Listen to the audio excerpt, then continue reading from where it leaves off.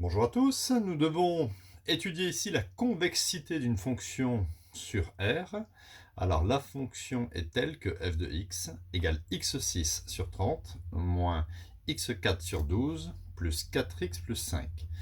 Donc la fonction f est une fonction polynôme de degré 6. Le plus haut degré est un degré 6. La fonction est dérivable sur R. Donc nous allons, pour étudier la convexité, calculer la dérivée seconde. Alors on va commencer par calculer la dérivée première, f' de x. C'est vraiment facile ici. Donc la dérivée de x6, ça sera 6x5. Donc le divisé par 30, je le laisse. La dérivée de x4, c'est 4x3.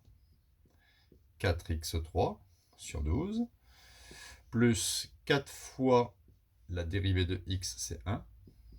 Et la dérivée ici de 5, c'est 0. On ne le met pas. J'obtiens donc ici une dérivée qui est égale, si je simplifie 6 trentièmes, ça me donne x5 sur 5. Parce que 30, c'est 6 fois 5. 4 sur 12, ça me donne 1 tiers. Donc ça fait x3 divisé par 3. Ici, plus 4. Donc voici l'expression mathématique de la dérivée première. Maintenant, je vais dériver une seconde fois. Donc je vais dériver la dérivée. La dérivée seconde sera dérivée de x5, 5x4 divisé par 5. Dérivée de x3, c'est 3x2. 3x2, je laisse le sur 3. Et plus 4, ça ne se dérive pas, ça fait 0. Je peux simplifier ici. Voilà. J'obtiens donc, je vais le recopier ici, une dérivée seconde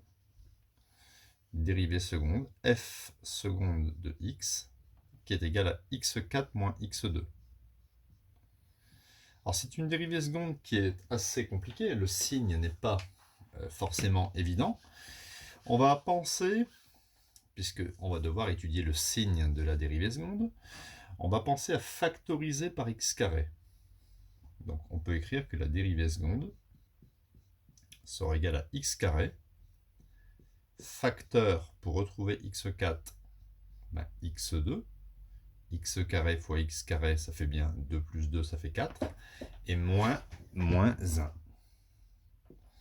Parce que x carré fois 1, ça me donne ici x carré. Voilà, je vais étudier maintenant dans un tableau de signes simples. Alors regardez, on va le faire à main levée. Donc x varie entre moins l'infini et plus l'infini. Je vais mettre par exemple ici le premier facteur x carré, le deuxième facteur x carré moins 1.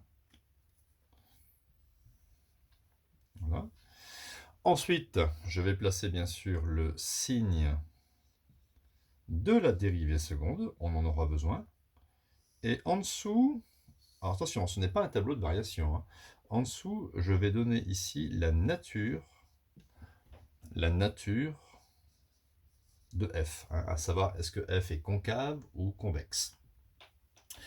Alors maintenant, on va étudier les signes, c'est ça le plus important, c'est là où les élèves ont le plus de difficultés. X carré s'annule en 0, puisque 0 au carré, ça fait 0. Donc on fait comme ça, et on met un 0 aussi ici. Alors pourquoi on met un 0 ici? Parce que si vous calculez f seconde de 0, ça fait 0 au carré fois moins 1, ça fait 0. 0 annule x carré, mais 0 annule aussi la dérivée seconde. Maintenant, sur le côté ici, on a x carré moins 1. Quand est-ce que x carré moins 1 égale à 0? Alors, on ne va pas faire le delta ici parce que c'est un peu simple. Ça fait x carré est égal à, si je transpose, plus 1. Deux solutions, plus racine de 1 qui vaut 1, ou moins racine de 1 qui vaut moins 1. Donc x carré moins 1, c'est un polynôme dont les racines, dont les solutions sont, on va le mettre ici, voilà, moins 1 et plus 1. Moins 1 et plus 1 vont aussi annuler la dérivée seconde, puisqu'ils vont annuler ce polynôme-ci. C'est pour ça que j'abaisse les zéros. Alors maintenant, on met les signes. X carré, c'est une quantité qui est positive ou nulle. X carré moins 1, on a deux solutions ici. C'est un peu comme si on est dans le cadre où delta était positif. Entre les zéros, on met l'opposé du signe de A. A, il vaut 1, il est positif, A. Donc l'opposé, ça sera moins. Retenez bien ça. On met l'opposé du signe de A entre les zéros. Donc ici, plus, plus. Donc pour obtenir la dérivée seconde, on fait un produit. Plus fois plus. Plus. Plus fois moins, moins. Plus fois moins, moins. Plus fois plus, plus. Alors ici, je mets des petites séparations. Quand la dérivée seconde est positive, la fonction est convexe. Ici, quand la dérivée seconde est négative ou nulle, la fonction est concave. Et ici, on retrouve une dérivée seconde positive, fonction convexe. Voilà. Alors, on peut le mettre sous forme de tableau, ou, ici, bien le réécrire. On va écrire ça sous forme d'intervalle, par exemple.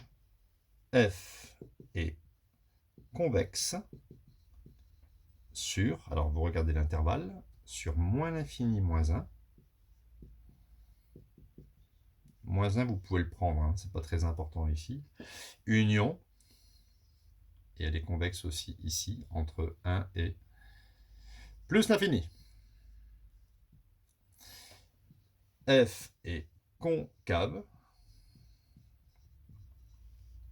ici concave, sur l'intervalle, regardez ici, moins 1, 1. Sur l'intervalle moins 1, 1. Alors, on va s'intéresser maintenant à l'éventuelle présence de points d'inflexion. Alors, pour qu'il y ait un point d'inflexion, il faut que la dérivée seconde s'annule. Donc, vous voyez ici, la dérivée seconde s'annule 3 fois. Mais il faut que la dérivée seconde change de signe. Alors, regardons où la dérivée seconde change de signe. La dérivée seconde s'annule en moins 1. Et vous voyez, elle change bien de signe. Elle passe de plus à moins. On aura ici un point d'inflexion. La dérivée seconde s'annule aussi en 0, mais regardez ici, elle ne change pas de signe. Il n'y aura pas de point d'inflexion ici en x égale 0. Tout simplement parce que la dérivée seconde ne change pas de signe. Et la dérivée seconde s'annule en x égale 1, et elle passe d'un moins à un plus, elle change de signe.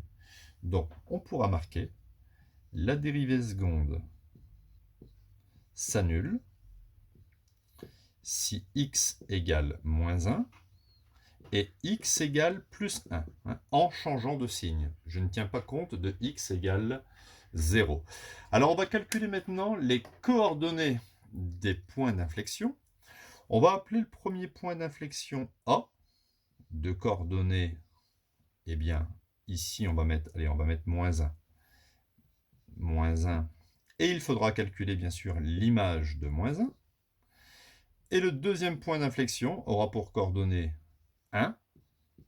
Et on calculera, bien sûr, l'image de 1, pour avoir les coordonnées. Alors, on va écrire et on va le calculer à la calculette. Alors, f de moins 1.